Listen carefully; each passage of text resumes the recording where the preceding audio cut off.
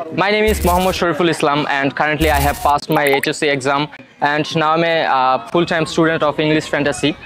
Today I'm here about to speak something about Bangladesh tourism sector, and I will speak about the quality and the environment of Bangladesh, how tourism sector works, how it is, and how is the quality and the environment of tourism sector in Bangladesh. I think Bangladesh is a riverine country and it is one of the most densely populated country as well as, but the insane beauty of Bangladesh is over the world, and people all over the world, they came across our country to visit our natural places and environments. And I have visited a lot of places in Bangladesh.